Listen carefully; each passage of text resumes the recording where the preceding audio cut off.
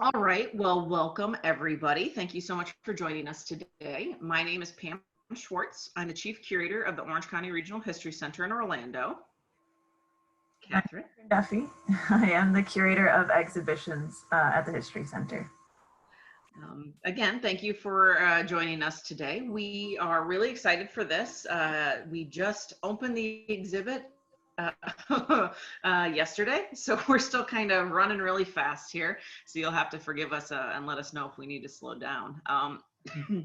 But this is Coffee with a Curator, and what Coffee with a Curator is a little bit of an inside look at our process as curators and how we build exhibitions and plan programs and things like that. So this will not be a virtual tour of the exhibition. We do hope to offer one of those a little bit later in the season here. We'd like to give people a chance to come and see it in person, and we hope if you're all able that you'll do that. If you're joining us from afar, just do stay tuned because we will also try to do, we're still thinking about logistics, but try to do a virtual tour of the space so that you can also participate. But we will be showing lots of photos and things today so you can kind of get a feel for what it looks like in there. And yeah, so we'll just jump in. A little bit of etiquette. We don't have your video and we don't have your audio. So if you would like to ask a question, go ahead. Just because of the way these webinars work, we'll probably try to wait until the end to address those, just because it's hard to like talk and watch the questions at the same time. But down at the bottom or somewhere on your screen, you should see a chat box. You're able, excuse me, you should be able to ask us questions either in the chat box or there's actually a question and answer box as well. So you can look at that, you can add your question. If you have the same question as somebody else, you can just sort of one up that instead of having to ask it again. And we will try to get to as many questions as we can, but again, we'll probably hold some of those till the end just for juggling. So Catherine, how long is this supposed to be? Is this an hour, 2 hours? Yeah, I think it's just an hour. I don't think anyone wants to hear us talk for 2 hours. I could be wrong, but well, we're going to be here for an hour. If you want to stick around, we'll see how it goes. Yeah, we can stay. And I'm going to apologize in advance. I have an ongoing long-term cough, and I also have 2 really, really loud, annoying dogs.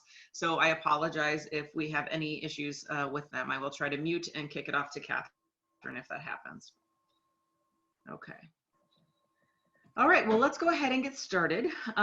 So this exhibition, this Coffee with a Curator edition, is for Yesterday This Was Home, the Ocoee Massacre of 1920. This is an exhibition about an event that happened here locally in Central Florida 100 years ago. November 2nd will actually be the 100th year remembrance mark of that event. And we have been working on this exhibition for over 3 years, doing a lot of research and a lot of different things. And we're just going to sort of walk you through that process and how that went for us. I'm going to go ahead and attempt to share my screen and hope that it works.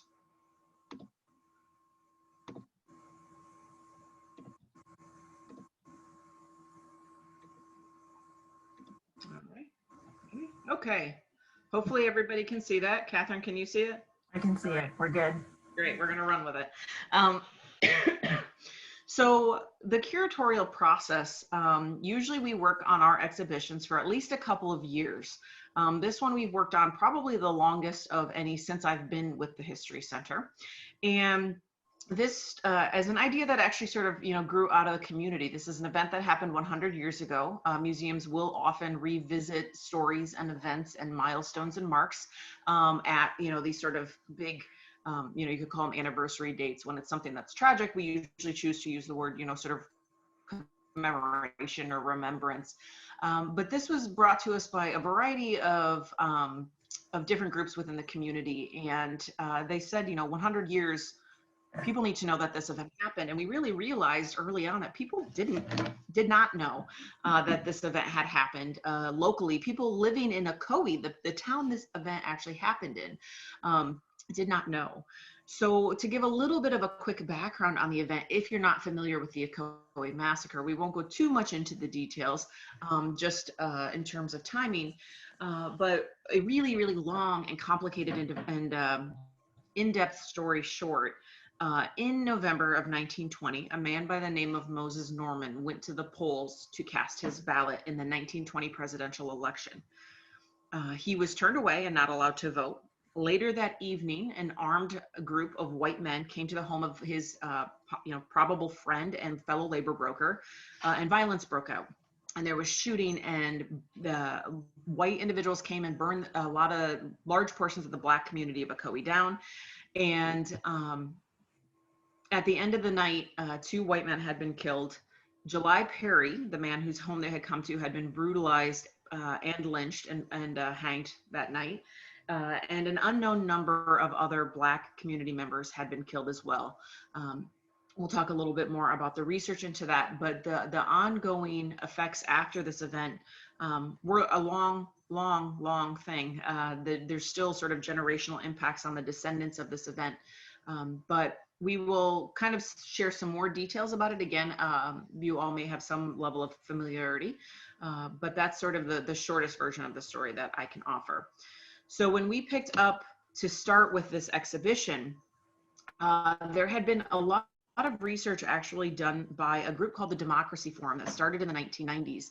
And it was a group who basically did a lot of different things, but wanted to bring visibility to this event and make people aware of it and the problems it was still causing today, in terms of the fact that between 1926, when the Black community had entirely left Ocoee, and the 1970s or 80s, no Black people had lived in Ocoee for that long. It was an all-white community, a sundown town.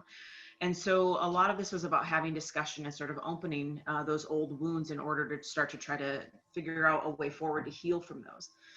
So in starting the process, we really reviewed a lot of their materials. So that's sort of how the research side really just started to scratch the surface. Catherine, do you want to speak a little bit to the design side and sort of these two things that are sort of running on a parallel track? Sure. In the physical space, and I will just mention this is a problem or an opportunity for finding a solution, I should say, instead of calling it a problem, that all curators face, and that they inherit museums where you don't get to just design it from scratch. There are columns and outlets and emergency exits and all sorts of things within the room that you need to take into consideration when you're designing an exhibition that you don't have any control over. So, of course, using the space that we have for all of our temporary exhibitions, overall, we wanted to create a space that was comfortable and inviting for all visitors. This is really challenging content that we're discussing and describing in the exhibition. So we didn't want the physical space to feel uncomfortable in any way. So the colors that we selected were very warm, but also very rich to give a lot of life and vibrancy to this very difficult content. We were also very deliberate with our lighting throughout the space. And so when you do get a chance to visit, and we hope that you do, you'll see that there's a lot of spotlighting or downlighting to really just sort of emphasize and highlight the text on the wall. We also have voting stations throughout the exhibition, which we'll talk about a little bit more. But those have these beautiful Edison bulbs on them that are just these little beacons sort of scattered throughout the gallery to help kind of light and guide your way as you travel.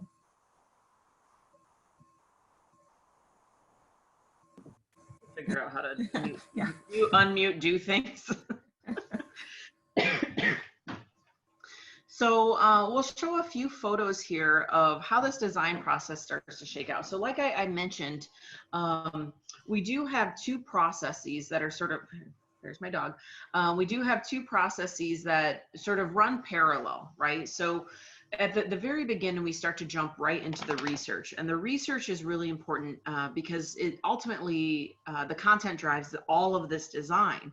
And so we started with Democracy Forum's papers and their archives, which they had come in right after we agreed to do this exhibition and donated to the History Center.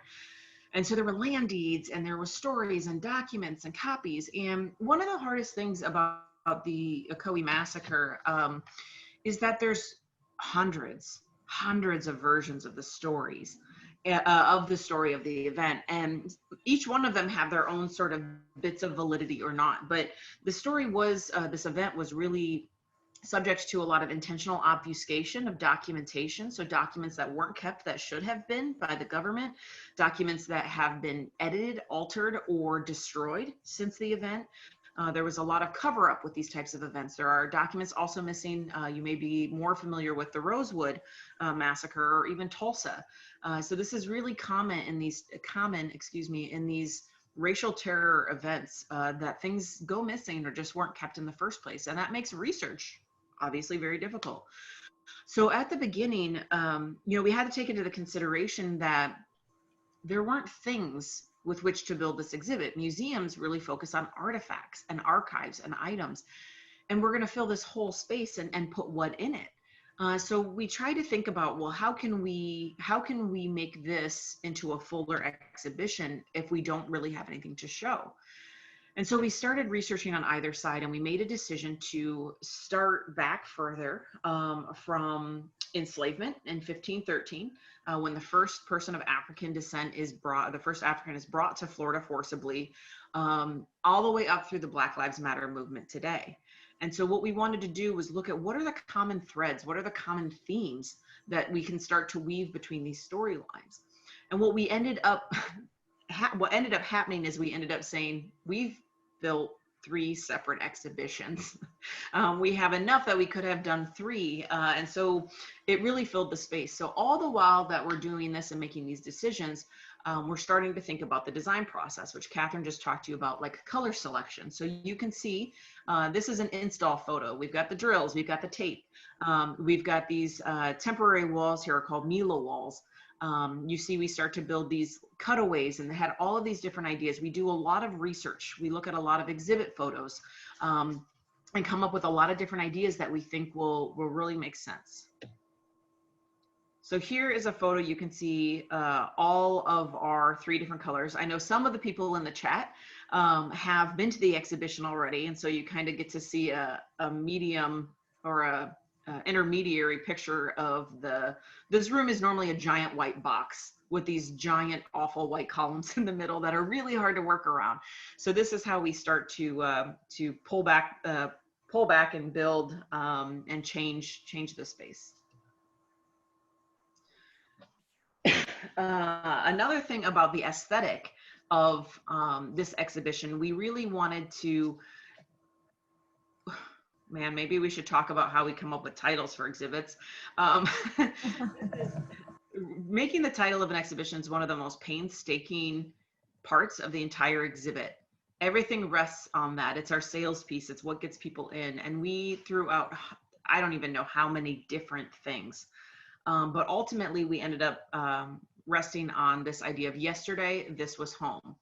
And the reason we chose that is for a few different reasons. Ocoee one day was home for an entire Black community, and the next day it wasn't. Their possessions, their homes, their livelihoods all had been burned away by the white community. Also, with the themes that were coming up in the exhibition, these themes of education and property, incarceration, I can never remember all the themes, Catherine. Voting, that's a big one. Incarceration, property, and labor. Labor, yeah. So all of these really important things, but with this overarching idea that you work really hard to build a home, and that is a basic need that everybody has. And looking at all of these different types of events, the home and the institution of home is not only what's attacked, but it's also the place that racism and acts like this start and how they're taught to people. So with the with the colors that we selected, we knew we wanted to use wood in the exhibit. We were planning to build a cabin, as you saw in that original floor plan. So Larry, who's actually joined us from Michigan for this event, he is one of our amazing volunteers in the off season here. He's a seasonal volunteer. He actually helped us concoct the potion, is the only word I can come up with. The recipe, I don't know. Yeah. He made samples upon samples of different recipes for us to make this beautiful stained wood that was to look aged. and was to look like it basically could have belonged to a 1920s home or sort of a cabin. So did a lot of work, and we really looked at those, and this is the recipe we ultimately settled on.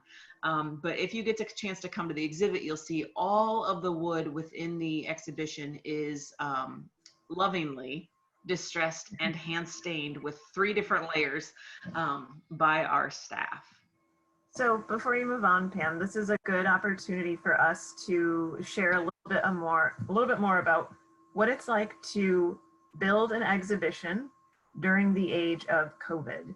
And so the room that Jeremy, the man who's staining wood in the photo, the room that he's standing in is actually our conference room where we have board meetings and we bring external individuals and funders and community partners in. We essentially usurped every open room in our building that was not a public space, and used that to build this exhibition. So Jeremy had laid out all of these boards in our conference room. We told staff they were not allowed to go in, no more meetings. And for several weeks, just loaded it up with wood, stained it, brought it back downstairs, brought up another batch, and just did that over and over and over again repeatedly. Yeah, we are usually, we're a really tight-knit group, and when we're building, we're all sort of on top of each other. It's just, you know, these exhibits are small spaces. They require, like, you can't build a cabin, you know, by yourself. I mean, you can, but it's a lot harder. And so with this, to be able to safely, you know, have everybody on our staff be safe and socially distanced, yeah, we spread out all over the building. And it was interesting to like just walk into what's normally like the conference room and just have somebody in there staining all the wood. It made for a really dynamic thing, but you know, normally we're all just grabbing drills and grabbing X-Acto knives and basically stealing each other's own supplies. And this time we all had labeled cups that had all of our little supplies in them. I have a picture of that. I should have put that in this slideshow. But it was just a really unique and dynamic experience. And normally we would take about 2 weeks to install an exhibit. We had already backed that up to a month because this was a really in-depth exhibition. We ended up backing the exhibit up actually in the timeline so that we could have a full 2 months to install. And we probably could have used at least one more just because we couldn't do the normal process that we normally would do and couldn't quite have that same team movement and synergy that we were used to. So that's a really good point, Catherine. It was not unlike anything I've ever experienced. Yeah. And I'll also add, yeah, and give a little shout out to our research librarian, Melissa Procco. So the county, we're county employees in a county museum, and when they finally told us that we were going to work, or we were all going to go home and start working, when we first found that out, Melissa was very frantically, but also very effectively scanning and taking pictures of as many documents from our library, the research library that we have on site, as she possibly could, because she knew she wouldn't be able to go back and she wasn't sure when she'd be able to go back. And so on the research side of planning for the exhibition, we went from having all these tangible materials at our fingertips. We took a trip up to the University of Florida one day and flipped through their archives, and all of that went out the window when we realized we couldn't travel, we couldn't go back to work. We had to continue our research and planning for the exhibition digitally. And thankfully, we live in a day and age where a lot of resources are now online. Yeah. You know, everyone's like, well, just put it in the cloud. That's not so easy. We tried that. It doesn't mean that all like 14 or 13 or whatever of our staff could like actually access things or download them. And, you know, we had plenty of, you know, trying to have meetings where somebody was on mute half the time. We had no idea they were trying to talk to us. So it was really a dynamic process for sure. Yeah, for sure. Yeah, we're lucky that Library of Congress digitized so many things, and archives.org and JSTOR made their articles free. I think other institutions with a lot of resources that we wanted to consult and read understood how precious and important their materials were and tried to make it as easy for other researchers and institutions to access them during this time. So now we'll go a little bit into looking at concepts and how things sort of go from research into the design. Hold on a second, these dogs, Catherine. So we're back to teleworking, if you hadn't noticed. Anyway, so as Pam mentioned, kind of melding the concept, the design, the visual aspects, and this sort of feel of the space in the exhibition with all of this content that we had been pulling together and researching for years and months and weeks. And so the marriage of those two things is really what the visitor ultimately ends up seeing. Sounds like you're back on, Pam. Go ahead. Okay. And so just using the materials and the text and how those two play together. So you'll see this iconic tree that we have in the logo for the exhibition. We wanted to incorporate that into the space. And so the image to, I guess, would be your left with the tree and the introduction in vinyl on the wall. And then the rectangular panel to the left of that is how to use this exhibition. And the reason why we wanted to include a sort of breakdown of what we chose to do and why. Now I have to mute myself. We both have dogs, bear with us, and children. So we did this, we actually ended up calling it About This Exhibition. And the way that the reason we thought that was important is we wanted people to understand, because a big part, as I mentioned, of this exhibit is how much misinformation there is out there. So in building this exhibition that covers approximately 500 years of history, we talk about how we used primary sources. It's really hard. Some of the things that have generally been accepted as appropriate sources for museums, we didn't choose to use in this exhibition because we weren't sure, we didn't know. And so we actually provide a full packet of citations in the exhibition. We talk about the vocabulary that we use within the exhibit and how we define the terms. We wanted people to come to this exhibit and learn something, right? We wanted people to take away these really important words to have in their toolkit for understanding, issues of race and racial terror and the violence that has happened and laws and different things like that. So normally we would not do that type of a sort of a introduction for how to use the exhibit, but we really wanted people to pay attention to those things. So you see, this is sort of like our entry tableau. On the right, this is sort of the intro wall. So the wood at the bottom, that's the real wood that we were staining. We had made this cutaway, and the goal of that cutaway was that you could kind of peer through into the exhibition and sort of get a glimpse. But it also symbolizes sort of breaking down. That's, these communities that have been broken down, but it's also starting to try to break down these barriers between racial groups so that we can have, better equality. So there's a lot of sort of symbolic Easter eggs throughout the exhibit. So I wish I had a better picture of this, but I don't. So you'll just have to come see the exhibit. But this is essentially how that design turns into the actual built item. And this is a kind of a bad picture. It's from our lobby, but you'll see one of our voting booths here on the right. And then you see this intro wall, and you see it's cut away. And Catherine said this is a kind of a dimly lit exhibit. We might actually have to adjust the lighting. We had a couple of people say it might be a little too dim for them to read. So we're receptive to that feedback. But back in here, you'll see this is the wall to a full cabin, and you'll see more photographs of that a little bit later. But again, this is sort of how we go from, this is what our concepts look like, and then this is what they look like when they come to fruition. So we really, really carefully work through these designs. What materials are we going to build this with? We literally changed the design of this thing 4 times while we were building it. We're like, oh man, that's not going to work. We can't pour all this, putty in the side of it. It's not going to stay. Okay, well, what about styrofoam? Well, how are we going to get this nice smooth cut edge?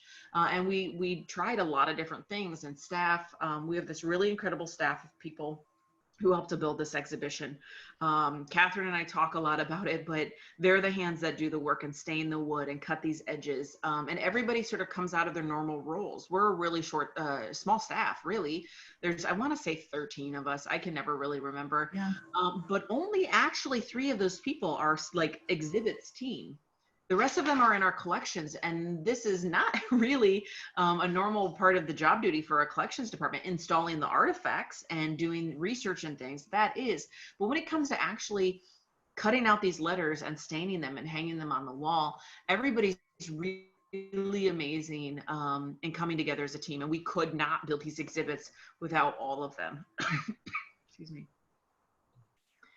So here's some more concept drawings. Again, this is really more about the sort of the background of the Ocoee exhibition and how it's built than the actual story and the exhibit itself. But when we start to look at different ideas, originally our script was organized very chronologically. We were going to do sort of a timeline exhibit. Like, I don't know, Catherine, what, maybe a month, 2 months before we went into.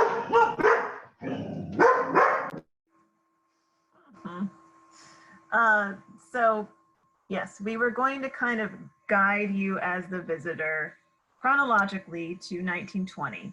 And there was just so much information there that instead of trying to take you step by step, we sort of pivoted and wanted to focus on describing the conditions that existed that would allow for something like the Ocoee Massacre to happen in the first place. As Pam mentioned earlier, that did begin with 1513, with the first person of African descent coming to Florida. But really then just what are the overall themes that continued to persist between that time and 1920? So, sorry about that. There are people outside. This is how, when we start to take the information and we look at the way we've written it and put it into design. So we start throwing around these different ways to lay out information that are interesting. Nobody wants to read a book on the walls, right? We know that. But this exhibit was even harder than all exhibits are because there's so much really interesting information to convey. And so we look at different ways to make that content taller or bigger or to make it more interesting. So you'll see these are some of like how these sketches start to shape out. So we design these sort of sketches and we give them to our graphics person who's a way better artist, and she starts to make them look like actual things. So you can kind of see how it goes from first concept to second concept. And again, this is just starting to feel out the color palette and how all the things play together. And I'm going to kind of skip ahead a couple here, but this is an actual view inside of the exhibit. So you can see all three steps are sort of, well, 4 steps. It's research and content, to really rough and ugly sketches, to pretty graphics, to actually printing, laying these out, hanging these banners, figuring out how they work.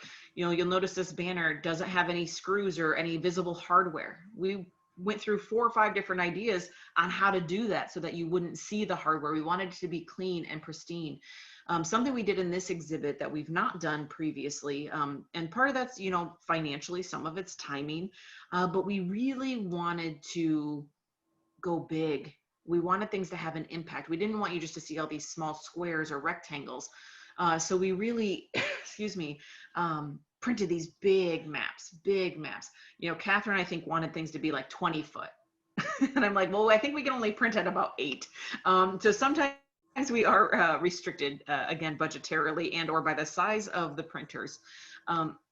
Excuse me. These are some more concepts that we worked on. You'll see on the left that voting station with the light on. This is as we're building. That's a little inside glimpse at our workshop. And we just, originally this was a lot smaller, and then we found out we couldn't get iPads for a reasonable amount of money because all the students are at home schooling with COVID and they were selling off the shelves. So we ended up having to get a different kind of a touch screen, and we had to change the size of the voting station. So you have to be really nimble. We don't love that. We don't love like being like, we've got this done, and then being like, oh darn, no, we don't. We have to totally resize it. We have to do new cut sheets for the wood. We have to do new building plans. We have to figure out how that somebody can't take the top off. And so as much as we try to plan ahead, it doesn't always work. You'll see, Catherine, do you want to talk a little bit about the voting stations? I know you mentioned them, but. Sure. So there are 5 voting stations in the exhibition. The first one is actually right before you enter the space. But overall, what we wanted, our goal was in incorporating those into the exhibition is to provide a deeper dive on some of the content points that we make. So the example that Pam has here is in the section right before you enter, the section that talks about the Ocoee Massacre specifically. And it asks the visitor, was the 1920 voting day event a massacre or a riot? So you as a visitor, you pick one. Then we define what each of those words mean and explain that this is the choice we've made, which is massacre, to talk about this event, and here's why. And then you see the next screen is you will see where you kind of fall in the spectrum of other participants. So you answered, let's say, massacre, but majority of people replied riot. So it's an opportunity not just to learn a little bit more about a particular piece of the exhibition, but provides an opportunity for reflection, as well as to kind of gauge what other people are thinking about these various topics. And as I mentioned, you can see in the picture to the left, I believe should be your left, that little Edison bulb at the top is these sort of guiding lights and beacons throughout the exhibition, but also these kind of like aha moments, these sort of flashes of, oh, here's an opportunity for me to do some critical thinking. And then the stained wood that Pam had talked about and shown pictures of, it's all over the room, including the voting stations that we've built as well. So another concept that we had to work through was this idea of the cabin. So again, the exhibit's called Yesterday This Was Home. And we were thinking about all of the types of content, and some of the content that we show, all of the content we talk about in this exhibition is really difficult and challenging. But we knew there were certain artifacts and certain archives and items that we wanted to show that were maybe items some people would not choose to want to see, or that maybe small children shouldn't see without their parents. And so we were trying to think about, how do we show these items? We felt very strongly that it's important to show these items. They are the evidence of these types of events. It includes photographs of lynchings. So lynchings as a form of entertainment. It shows very racist postcards and books of poetry, made by local individuals. We also have a Ku Klux Klan Nighthawk robe in there. And this is actually on loan to us from the National Museum of African American History and Culture in Washington, D.C. And that robe belonged to Stetson Kennedy, who actually infiltrated the KKK. So the whole idea sort of started with dogs.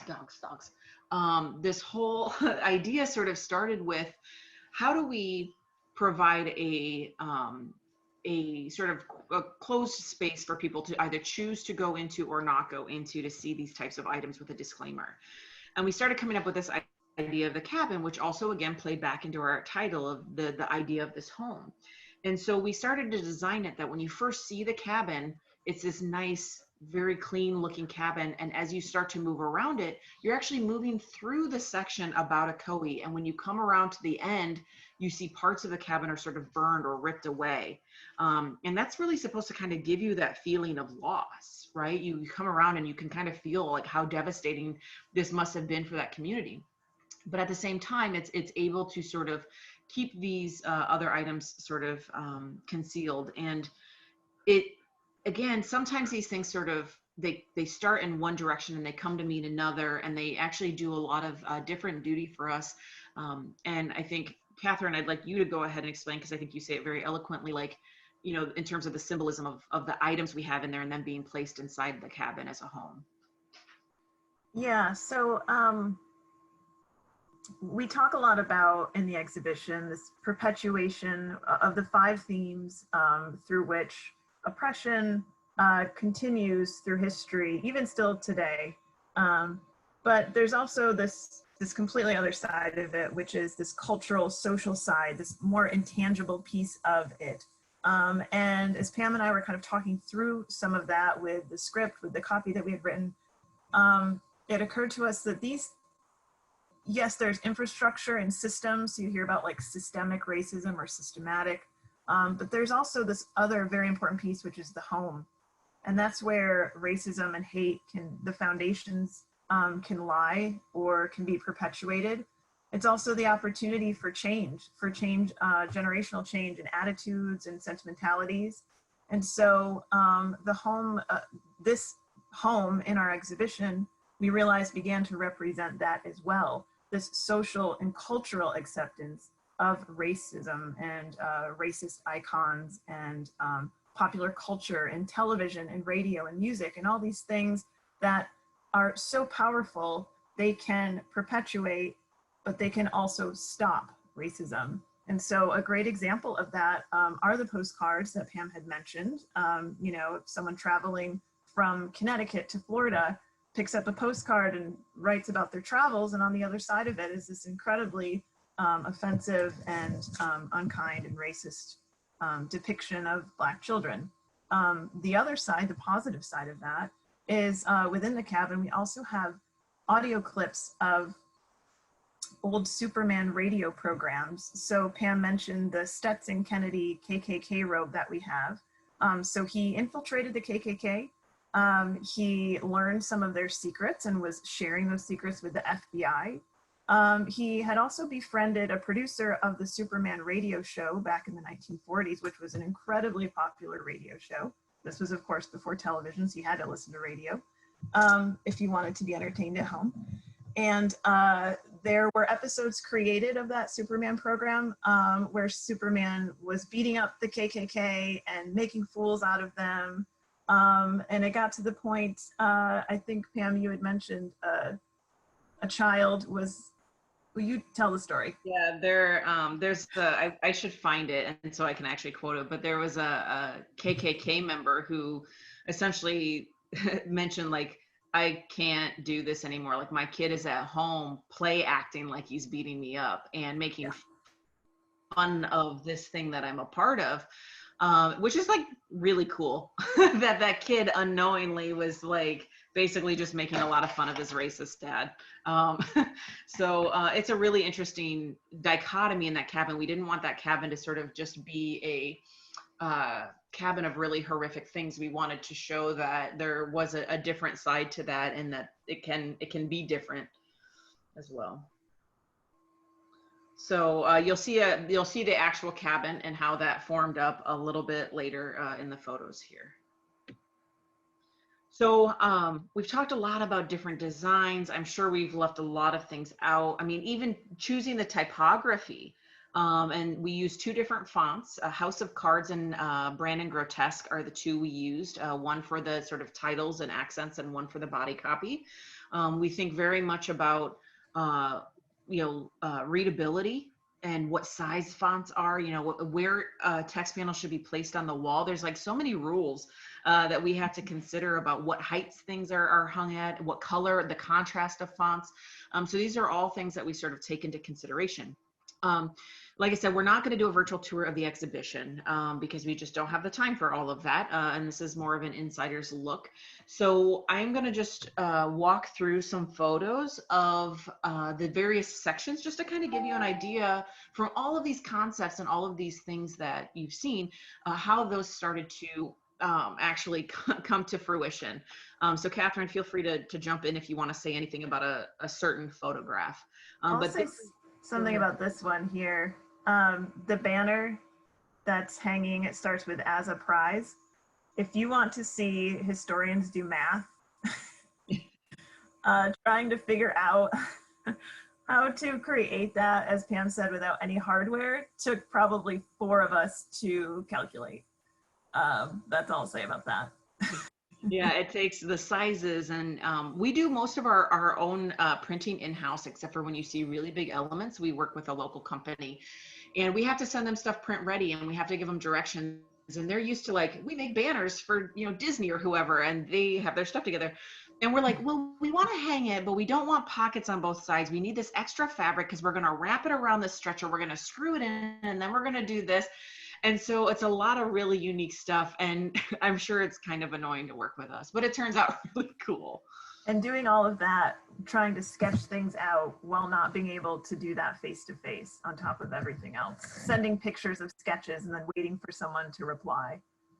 Yeah, our graphic designer will lay things out and send them, and then I take my iPad and a program called Procreate, and I draw all over it, and then Catherine and I are on the phone for 2 hours making sure we agree, and then we send it back, and then we do it again like 7 times. Some of these, like, normally we would have like 3 to 4 drafts on any given wall for an exhibition. We had up to 12 or 14, and it's all because we couldn't sit in a room and just like talk about it. We're trying to like Zoom and Slack and text, and I don't even know all the names of the things.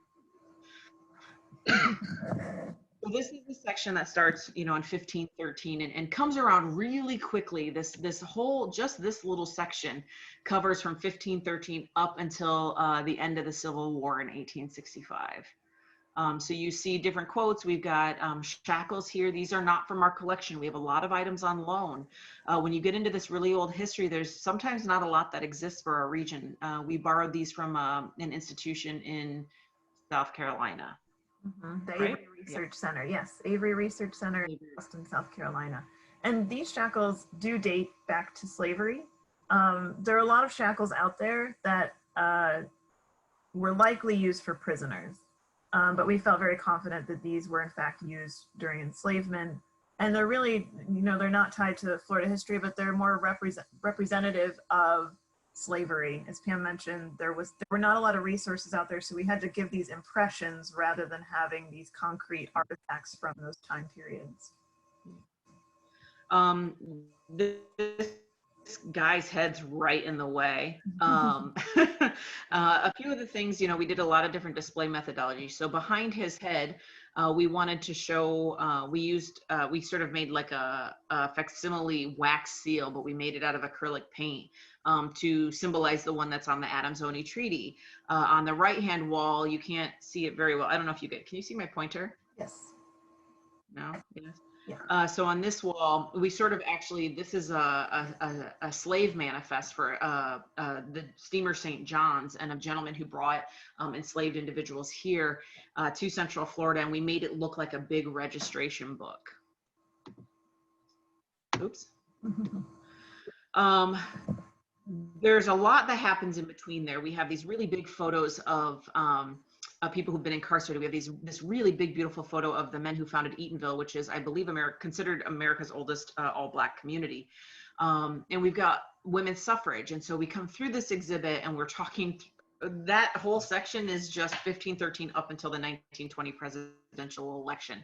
It is jam-packed with a lot of stuff. And then this comes around to the second chapter. You can see our voting station sort of actually like in working order there. But this is the Ocoee section. And so we talk a little bit about the introduction to Ocoee pre the massacre. And then a big project of ours that you can kind of get a glimpse of here. It's not the best photo, but these two walls took hundreds of hours. I don't even know.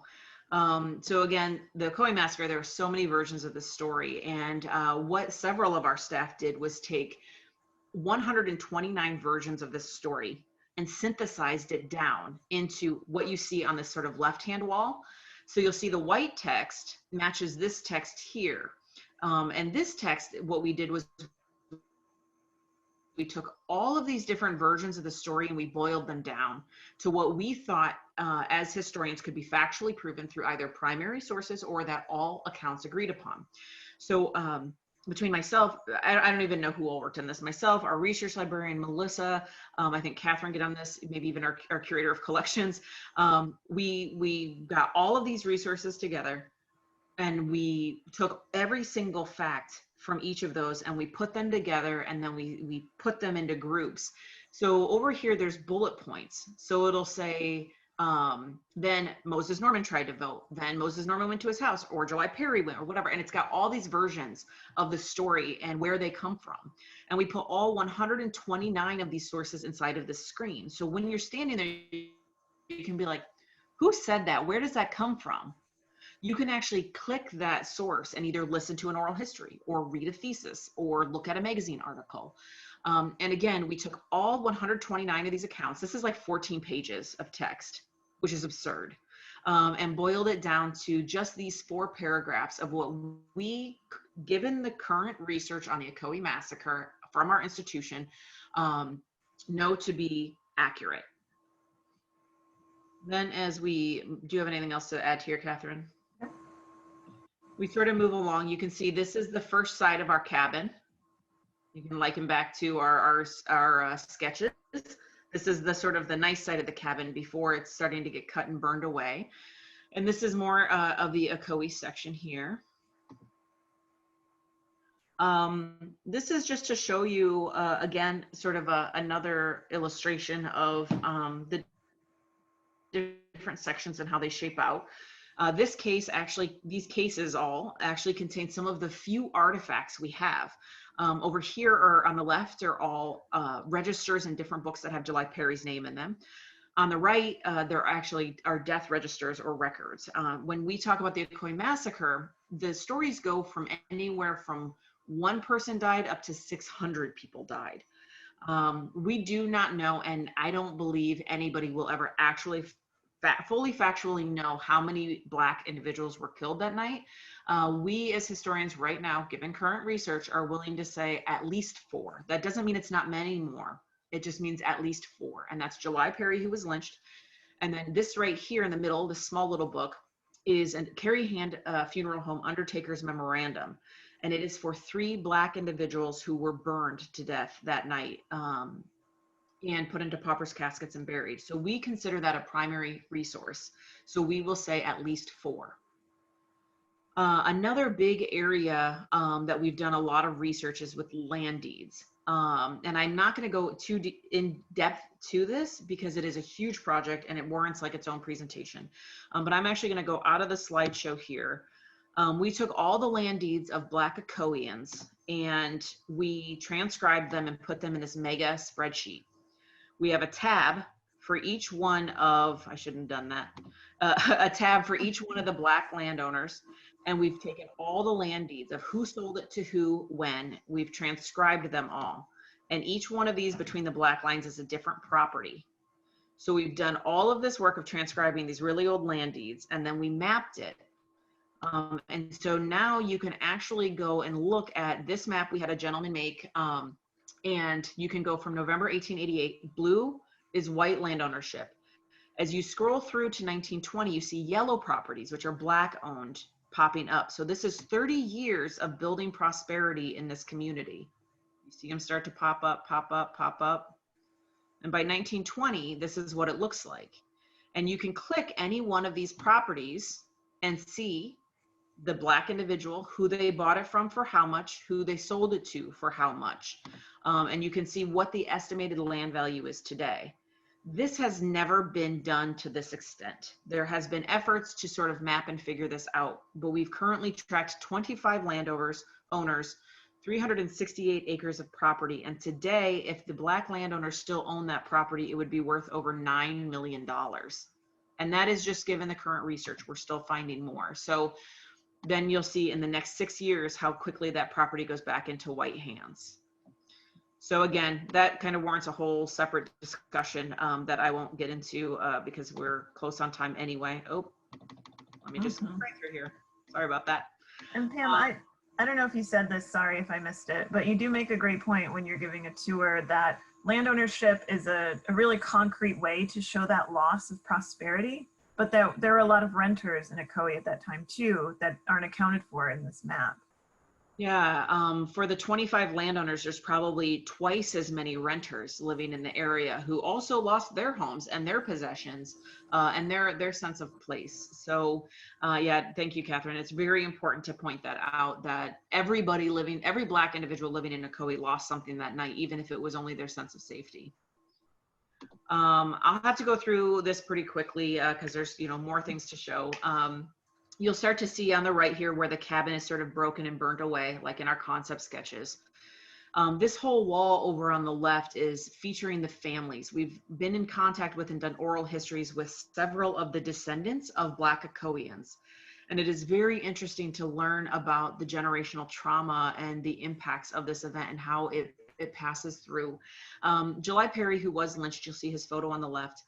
There are hundreds of pages of documents about what happened to his land and whether it was taken, whether it was sold, what the family received and what they didn't.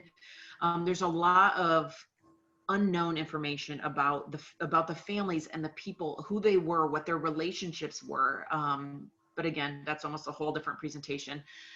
This wall, we thought it was really important here in the center to feature the voices of the survivors and the descendant family members. And so we have photos of a few of the families that we've had the honor of meeting and thought that was important. And we we end the Ocoee section by talking about Ocoee much later. I think I mentioned before that Ocoee was an all-white community for a half of a century.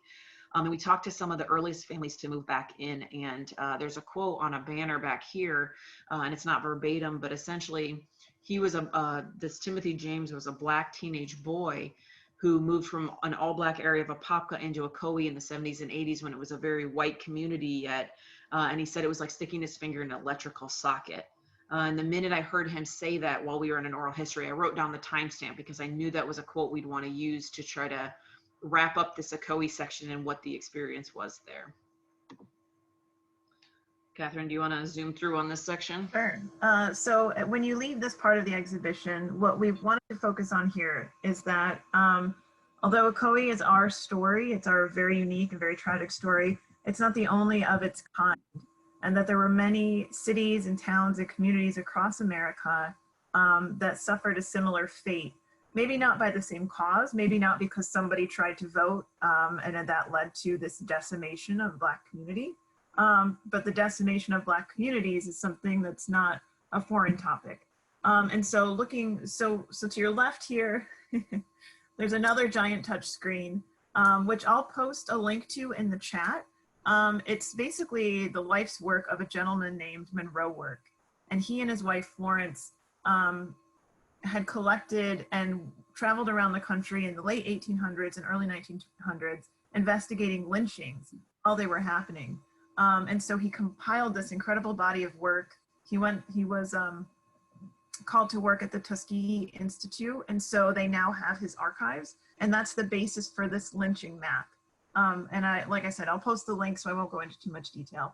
But the large burning cabin image that you see directly in front of you was in Rosewood, Florida, which is not too far from us here in Orlando and not too far from our Central Florida region. It was only 3 years after Ocoee. Very similarly, the town was destroyed. Many people were killed. But what's unique about Rosewood is that the victims and their descendants received compensation years and years and years after. It was the 1990s. But there was actually money set aside for them because of their incredible losses. There's also a college scholarship fund, which still exists today, for descendants of victims and survivors of the Rosewood Massacre. And from there, we talk about the sort of catalysts that lead up to the civil rights movements. And a lot of those happened here in Central Florida. The bombing of Harriet and Harriet T. Moore's house in Mims, Florida, which again is very close by to where we are here. But also in Mississippi, the murder of Emmett Till, who was a young boy who was kidnapped and murdered. And those two events were very critical in really being tipping points for the civil rights movement. So there's a lot of information in just this little bit alone. And you'll see this sort of images of home and these places that yesterday were the home and safe places for this community being on fire and being bombed. And then here, this wonderful picture of Reverend Nelson Pinder walking down the streets of Orlando. He was a very critical figure in the local civil rights movement, although there were many, many others. And so here we talk about our local civil rights story and history, as well as the major legislative change that came out of the civil rights movement nationally. But as you pivot and go to the other side of the gallery, you'll see that it was not a fix-all. It was not an easy transition from signing a bill to saying no more poll tax, no more segregation. There was a long, hard transition, a transition that we're still feeling today. And so you round out the exhibition trying to understand where we are in those 5 themes now: voting, education, incarceration, property, and labor. And so we touch on all of that here just in this small section of the exhibition.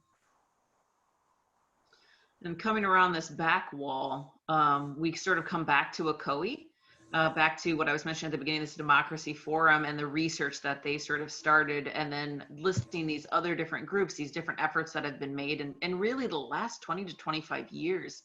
And then ultimately we end the exhibition. You know, we talked about how difficult this content is, and our staff went over like, this is all really heavy. And the goal is not to have people leave feeling how heavy this exhibit is, or feeling that this is all just really terrible. We want people to change. We want people to be inspired to action. So this back wall here, you'll see these little white boxes. Those are actually resource cards, and they're learn, act, vote, and discuss. And these are all different things you can do to sort of combat inequalities, and to combat any sort of issues of race today that might be being faced, and help you to be more comfortable talking about it, and just really seek to make a better world. And so those are actual takeaways that you can grab and take home with you. So the goal is, again, inspiring people on the way out to make a better place than everything that's depicted within the exhibition. So that's the end of the slideshow. Let me go back. One other thing that we have that I do want to show, and then we'll go to questions, I think. This is a listening station here, the wooden wall. And we've done so many oral histories with descendants, with civil rights leaders, with different varieties of people, including Mayor Demings, who was the first Black chief of Orlando Police, the first Black Orange County Sheriff, the first Black Orange County Mayor. He's got all these really amazing things. So we've done all of these oral histories to hear it from the actual people who've lived it. And we worked with a local artist, Thomas Thorsbecken, who actually has sort of either sketched or animated these oral histories in different ways in order to really make them accessible and interesting to a lot of people. Not all of our oral histories have video. So I'm going to attempt to show one of those. I don't make promises that this is going to work, but let's try it. Well, Pam, while you get that set up, if anyone wants to type their questions in the chat now, and that way we can just get to them once we're done watching, because I know we're getting very close to our hour limit. So feel free to type your questions in the Q&A so that we can be ready to answer them once we're done watching. Do we have time to show this? Maybe just the beginning. Okay, we'll get it started. If anybody wants to stay on, I'd be happy to play the full thing. We can do a teaser, a sneak preview. Yeah. Can you see this, Catherine? Yes. Okay. So we'll try it. We'll play a little teaser. If anybody wants to stay on later, I'll be happy to play the whole thing for you.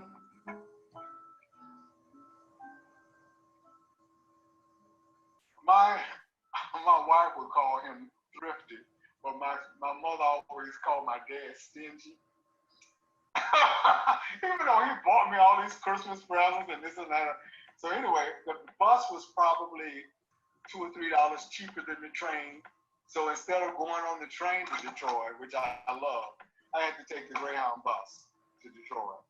So I got on the bus in Orlando and said 4 seats from the rear. That was the battle line I had drawn. And I was determined that I was going to fight it to the end, to death, defending that. And I wasn't going to move. Again, everybody behind me was Black. When we got to Winter Park, this Black girl got on, she was a teenager. I was 12, so she was probably 15 or 16, something like that. And she was going to Detroit too. And so when she got on, we started chatting, and I said, look, I said, the bus driver might tell us to move back, but if he tells us to move, don't move. I said, we have a right. That's it. That's the teaser. Cliffhanger. Okay. We have 4 different oral histories that are done in different ways, and they're pretty cool. So you should see. All right. So I haven't seen anything going on. Sorry, Laura had asked a question about is anyone still alive from the time, and did we interview them? I know, Pam, you did answer that a little bit. If you just wanted to add to that at all. Yeah, no, this was 100 years ago. So nobody, to our knowledge, is still alive that was living at the time. And had they been, they probably wouldn't have been of memory age. There were still some survivors in the early 2000s that, like Alan Breed of the Associated Press did interviews with. You can look at those articles up online. But now we're really looking at grandsons, great-grandsons, and 2nd and 3rd generations removed in terms of that storytelling. Great. And then Rick asked, did we modify the layout knowing that we would have to take into consideration social distancing? Yeah, we did. So the exhibit is very guided, and we more so to combat that we've gone to timed entry. So only so many people are admitted every 30 minutes in order to allow people to sort of space out and through. You know, in some areas we had 2 copies of the resource screen, so multiple people would be able to participate. And we're like, we can't do that because we don't want people, you know, trying to play at both screens. And so we just cut one entirely. And so, you know, we knew people naturally sort of, some people go through exhibits really fast and some of them want to read every text panel. And so we did that timed entry was more of how, what we did, but there are certain measures we took into account to try to manage that. I mean, it was really hard to do on the fly because at one point you don't have time to keep moving walls and redesigning everything. So, and we got special wipes for all the touch screens and stuff that we've got our volunteers who are helping with the timed entry coming through and wiping those down on a regular basis. And we've got our hand sanitizer at the front of our exhibit, which is not a thing we would have necessarily done before. So definitely some changes. All right, and then can you discuss the impact of the Black Lives Matter movement on the development of the exhibition is the next question. You want to take that one or you want me to? Sure, I'll take it. Yeah, we had been writing the copy, basically the words you see on the wall, that's the copy of the exhibition. And we kept having to rewrite it because things were changing every single day in the spring and over the summer. But we very quickly realized this is something we needed to talk about in the exhibition. It was happening and unfolding in real time. There was no denying we needed to address it. And so the first Black Lives Matter movement, after the acquittal of Trayvon Martin's murderer, that started, you know, here locally in Sanford, we had already planned to talk about that. But then this second wave of it that was unfolding was something we were trying to figure out how to work in to the exhibition. And we realized with George Floyd, the police officer that had knelt on his neck had a second home here in Windermere in Central Florida. And that's where our Black Lives Matter movement started again. And Pam, do you want to talk about the photograph that we chose to include at that part of the exhibition, the recent photograph as well? Yeah, you know, our research for the entire exhibit was sort of changing as we were doing more research on Ocoee. So we had to like everything, you know, it's like 2 weeks before the exhibit opens and we're like, we have to change that text panel, you know, and it was very much like Catherine was saying with the Black Lives Matter movement, like it touches here. The Black Lives Matter movement started here with Trayvon Martin, you know, years ago, and that's within our collecting region. And so thinking about how to do that, and one of our staff, Melissa Procco, who she's a research librarian, designer, photographer. She does a little bit of everything, but she took this amazing photograph at one of the protests of a young gentleman holding up a sign that said July Perry, November 2nd, 1920. 100 years later, and someone's holding a sign with July's name on it. Like, how much more perfect of an image could we have gotten to show the relevancy of this content today? And so we blew that up big. You saw, you know, at the end of the exhibition there, and it is relevant today. There are things that have changed, but there are many things that have not changed or have not changed enough between what happened to July Perry in 1920 and that entire community versus what's happening today. So definitely, we were changing the text panels up until I think still Tuesday in regards to this developing ongoing narrative in our Central Florida community. I think that's a great example of understanding what it's like to be a curator or to create an exhibition. In some cases, you talk about history that's way in the past, and that's probably not going to change by the time from the time you start your project to the time you open. But when you talk about history as being yesterday or 2 weeks ago or a year ago, you have to be much more nimble in those things could change. Even the Amendment 4, that changed. And the House Bill 1213 that now requires the Ocoee Massacre to be taught in schools. These were all things that rulings that happened or bills that passed as we were writing the exhibition after we had finalized our text. So a little bit of an insight on how do you do exhibitions, how do you be a curator? You have to be very flexible and very nimble. Well, you don't have to be, but it's good to be. You shouldn't get stuck in it and say, well, it is what it is. You know, this isn't the first exhibition where we've had to like go tear a text panel off the wall. It's also not the first where we've like left a blank space because we knew we were going to want to add a panel after an election, after this happens, after that happens. So we try to be really responsive because really that's ultimately what connects us all to history, is what's happening in our lives today and what those sort of ties that bind that. So there's a question about how, what inspired us, you and me, Pam, to become curators. We always knew we wanted to be curators, and what steps did we take to become curators? I feel like I could talk about this for like 40 minutes, so maybe you should get started. That's a whole nother panel. Yeah, exactly. But so we understand that people have to bow out. I'm going to make a very short answer to this question, but I'm happy to talk about it more later. But if people want to stay around, we're happy to keep answering questions. But I started in museums when I was 14. It was a total accident. I was doing research and fell in love with the old photos, and this whole place, my small blue collar town in Iowa, had been that I didn't realize, and that was it. So I've done in museums ever since, and really always loved the design and the storytelling and the oral histories, which is, I suppose, what kind of filtered me towards. But I've been director, curator, electrician, plumber. I've done a little bit of everything in museums, and this is what I happen to be right now. But I really like it. So that's a really short version. Similarly, I did not set out to be a curator. I had done some traveling and really fell in love with museums overseas, and came back and just started working as an intern because it was during the economic recession and there were no jobs.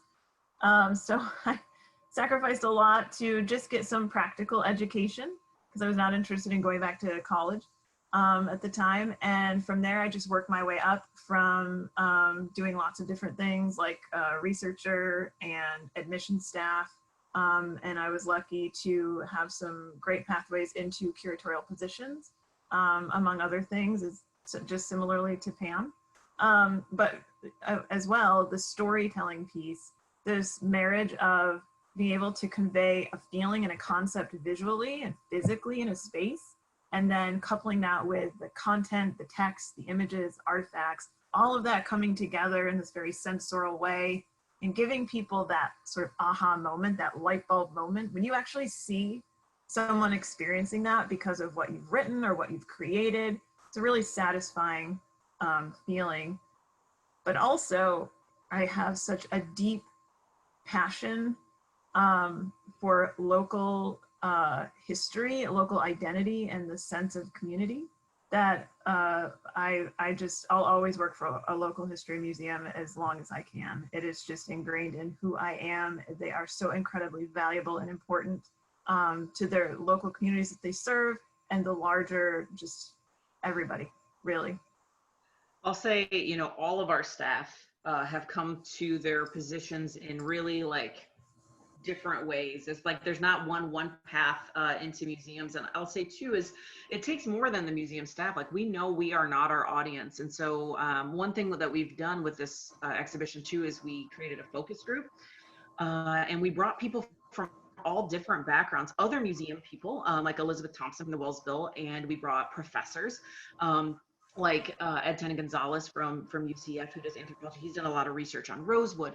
Francina Boykin, who is from that Democracy Forum group we talked about, who's like lived this research. I mean, if I had a question, I'm just like, Francina, who's this person?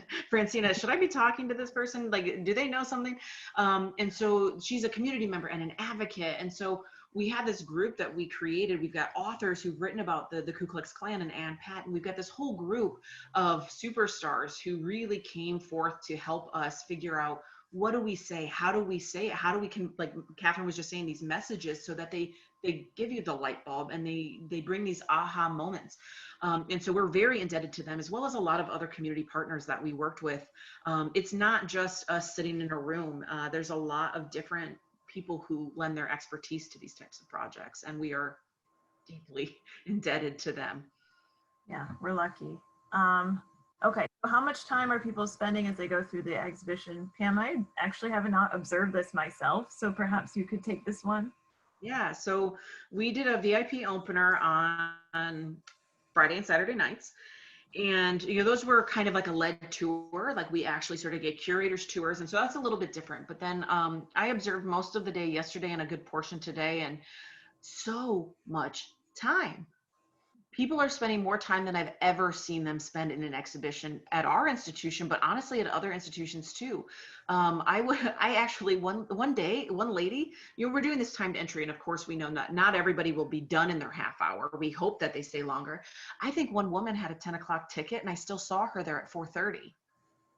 And it's really incredible to see people. And one woman came and she had these 4 small children, and they were so well behaved, and they were like good at first, and like she was telling them stuff, and then clearly they'd lost their attention span. So they sat by the cabin with an iPad, and she went through and she continued to read the entire exhibit, and so like really made that work. And it's just really inspiring to me. It lets me know that this is important history that we're sharing, and that we've done a captivating enough job that people want to read it. There's like billions of studies about how long people actually read text panels in museums, or if they read them at all. I was part of the interpretation department at the British Museum, and I found that 23% of people who came into an exhibit actually read the introductory text panel. And that's kind of disheartening. But we've been seeing people literally spending hours in the exhibit. As far as I'm concerned, it's a 3-chapter exhibit, and you should come 3 times. You should come once for the section 1, once for section 2, and once for section 3. But you, of course, can sort of, we design in a hierarchical way. So the big broad themes are biggest, and then it gets a little smaller, and the panels in size and description gets smaller as you go through the exhibition. And what that does is it's sort of a cue to let people know, like, if you really want to if you only have a half hour to spend and you need to run through, read the big text panels, look at the big picture. If you really want the details and you really want to understand, go right down to all those little artifact labels and all of that. And so we design all of our exhibitions with this hierarchy to allow people to sort of access the level of information that's appropriate for their own attention span or interest level. Full disclosure, as a visitor, I don't read 90% of the text panels. So it's okay if you don't either. I read 112%, and you should. Okay, next question. How do you account for the wide disparity in the number of fatalities pointed to in primary sources as opposed to secondary sources? I think this is for you, Pam. There aren't many primary sources that say anything about the fatalities. That is the clearest thing I can say. I mean, if there were more primary sources, we would have pointed that out. There's no primary source that says this many people died. We have pick and mix primary resources that say July Perry was lynched, that say these 3 Black residents of Ocoee were burned. We don't have any primary source. Now there's newspapers, there's oral histories. A lot of times those have been considered as primary resources. For the purposes of this exhibition, there's so much fault of memory. There was so much sensationalism in the 1920s. Quite frankly, the newspapers of the 1920s were very biased. Many of them were very racist. And so when you read this report and it's all about like, oh, 2 white men dead, it's not about how many Black people were killed. And so you can't rely on those. And there's no good way to try to balance between those. Another research project that is ongoing for us, we've taken the 1920 census record, which had 255 Black individuals living in 78 family units comprising 22 landowners and the rest renters. We already know census records are notoriously undercounted, so those aren't even that accurate. We found at least 25 to 30 more people that we are fairly certain were living in or visiting the community at the time. But we started doing the genealogy forward. Normally when you do genealogy, you're looking up the family tree. We're coming forward. If somebody who was listed in the 1920 census that lived in Ocoee, if I can find them in the 1922 city directory, what does that mean? That they survived. If I can find them in 1930 living in Tampa, what does that mean? They survived. So of approximately probably 270 to 280 Black residents, we found 119 successfully so far. That doesn't mean the other people were killed or that they're missing. It just means we haven't found many of them yet. Some people we won't ever find. If you've got a single Black man who's 23 working in a citrus grove and renting his property named John Johnson, how do you ever find him again? You know, in 10 years, okay, so how many John Johnsons are there in the world, right? it really relies, like that kind of research is finding family groups. If you have a child named Abraham, Elizabeth, and Susie, and 10 years later you find the same people or the same names with Abraham, Elizabeth, and Susie, the chances are that's the same family. Not always, like there are some really big coincidences in genealogy. So that research is ongoing. There's just not been enough time to do it all, but the more we can whittle down that number and find people and where they went. One other interesting aspect of this is that there's a good chance we could try to reach out to a descendant and they don't know they're a descendant. People didn't want to talk about this event after it had happened to them. I would imagine that there are many people who do not know that they are descendants of individuals impacted by this event. So we as historians also have to be really careful about navigating the water of when we contact families and how we contact them and whether they're receptive or not. Okay, and then the last question. What other ways have African Americans been pushed out of their communities that we know of? For example, Winter Park's African community has been pushed out due to pricing and little representation. Is that something that happens often that we don't realize? We do talk about that in the exhibition. The example that we focused on there is the Paramore community in Orlando. But yeah, it happens across the country. It's happening right now. We talk about gentrification of the downtown Orlando area, but also urban renewal and the Highway Act that essentially cut through the Paramore community, which at one time was a very prosperous African-American community. And the result of that sort of dissection was further segregation between this predominantly Black part of downtown Orlando and this predominantly white part of downtown Orlando. And then also an after effect of that is the pollution that was created specifically around the Griffin Park development in Paramore that they're still dealing with today. And so I can't list all of the examples, but that's one that we focus on in the exhibition. And you're absolutely right. It is happening, and it's happening across the country, not just in Central Florida or Florida. It's happening everywhere. It's been happening for decades. Centuries. Since Black communities and Black individuals came out of enslavement and began building prosperity in communities, it has been happening in different ways, whether that's Ocoee or that's the Ocoee or Rosewood, or whether that's Paramore or Winter Park, or whether that's any of the gentrification and the different things that have happened in different communities across the nation. You know, it's interesting because these are things that we're watching unfold, and you know, we as historians are constantly thinking about what is, again, what are the moments in history that all align, and how do we collect them as they're happening, and how do we record the stories? And ultimately, for us, you know, museums, I think, used to sort of stand back and like, here, we will educate you, here's facts and things. We want to give people the tools and understanding that the realization that these things have been happening, and how do we stop them by understanding that they've been happening a long time. So we do talk about redlining. We do talk about urban renewal and gentrification in this exhibition, because it's important that we can see that stuff and understand it and know what those words mean in order to be able to put a word on it, and have people in communities think about how to, you know, stop that and or change that in terms of the pace of progress and what progress is to whom and how that happens. And so that's part of our goal in this exhibit, and every exhibit we do, is to provide people with the words and the tool set to think about those things critically for today. Mm-hmm. For sure. And then perhaps the last question now. Can you tell us more about Orlando's Division Street? I'll let you take this one, Pam, because I know you've been Well, I'm definitely not an expert on that. I would actually recommend, if you're interested about Division Street, that you can go to either our online blog or to the community paper. Just a month or two ago, had a great article that was reprinted from our Reflections magazine. If you're not a member of our museum, you should be. We have this really great magazine that comes out twice a year, and it has sort of a pick and mix and span of different historical articles for Central Florida that are all fascinating. Maybe I'm biased, but I don't think so. You should get it. But it had this really great article by Tana Porter, who was a former research librarian with our institution. She's an incredible researcher, but she's done a lot of research and writing about that event. So I would seek that out. But The general consensus is a lot of times when you look back at history, we don't know exactly why what was done, and how it was done.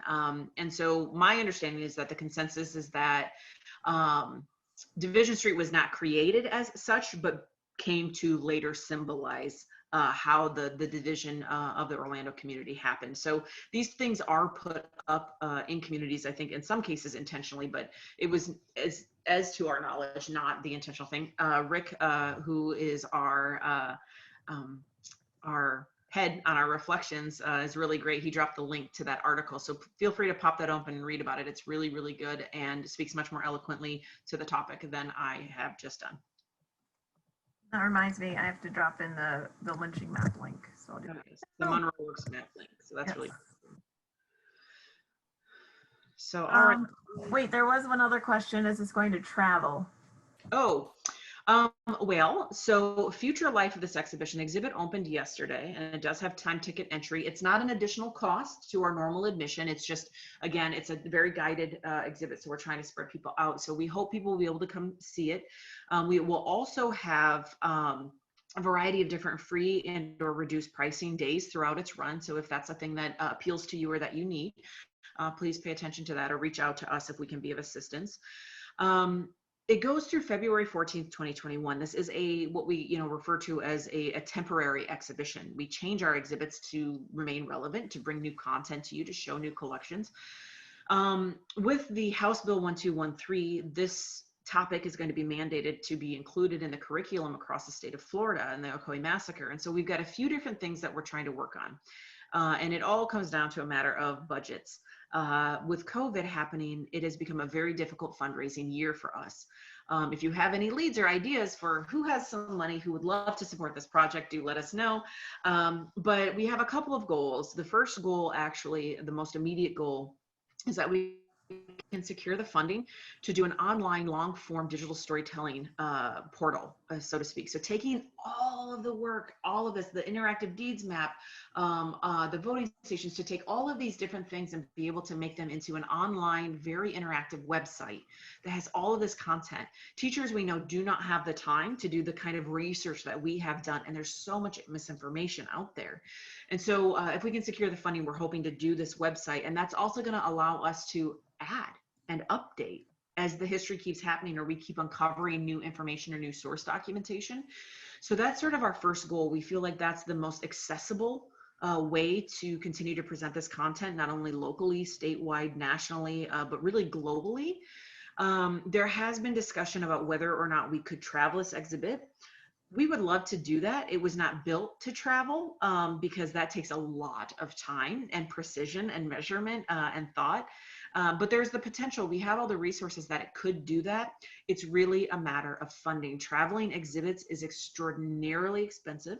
These items have to have really big crates, big wooden crates built, a lot of protective materials. And on top of that, we have a lot of items on loan from other institutions.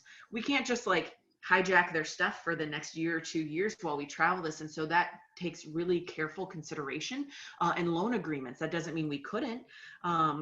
People don't want their stuff to just sit, in their museum storage, but there is an opportunity that we could do that, or portions of this exhibit even could travel. So there's a lot of ideas sort of percolating, but ultimately it comes down to time and budget. So we'll just have to see. Okay, there is another question. What interpretation opportunities exist for elementary school students? That's a great question, because these are really difficult, challenging topics that we're discussing. So we actually thought about that as we were planning the exhibition, and partnered with our education department and co-developed a family guide where educators and caregivers can grab it on their way into the exhibition. It's kind of this bird's eye view of just the general themes that are talked about, and different ways that the grown-ups can help the children in their group understand racism and some of these topics without getting into the nitty-gritty details. And so there are reflection questions within that family guide, discussion and talking points to have conversations about race and racism, and just sort of this bird's eye view overview for all of them. And then our education department has also developed curriculum to share with schools to talk about the Ocoee Massacre and talk about these topics as well. They have workshops for teachers on how to teach difficult history as well. And we're working on thinking about different ways. We've really been working towards trying to get all of the local school groups to come in for field trips. And with COVID, that's just not a reality. And that is too bad. We were really hoping to get all the different age groups that need this type of content and need to learn from it and be inspired by it. So we're working on some different ideas on how to bring this to classrooms, whether that's through a special virtual tour or through ongoing curriculum development and things like that too. So it's definitely something that's top of mind for us. And if anybody has any ideas about how to, make that even better, or if you are interested in seeing copies of the curriculum and stuff, you can drop us a line and we can put you into contact with our education department for sure. Okay, I think that's it for questions. And if anyone wants to stick around to watch the Sam Jennings animated oral history, please do. And if anyone wants to jump off, thank you so much for joining us this afternoon. We do hope that you come and see the exhibition in person. As Pam mentioned, it's open through February 14th, so there's time to come visit a couple of times over if you like. And we encourage you to purchase your ticket ahead of time online so you can make sure you get the time slot that you would like. Yeah. And we have tons of programming coming up as well. Pam, I don't know if you have that handy in front of you. I don't have all the dates sorted out in my head yet, but. Yeah, I don't have it up here. There's a lot of other things happening. If you go to our website, to our special exhibitions and look at the Yesterday This Was homepage, we have all of our events coming. Presumably that's how you may have found this one. But we have other coffees with a curator. We have a really, it's going to be a really engaging panel towards the end of this month of people who worked on this project.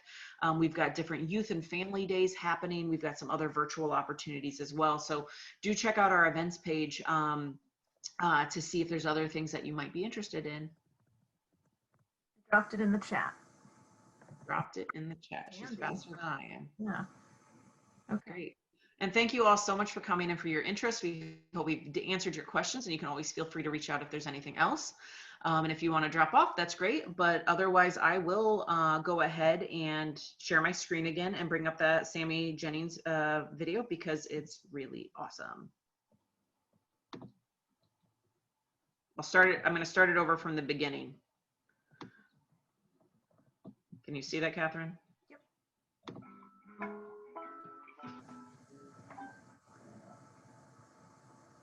My wife was thrifty, but my mother always called my dad stingy. Even though he bought me all these Christmas presents and this and that. So anyway, the bus was probably $2 or $3 cheaper than the train.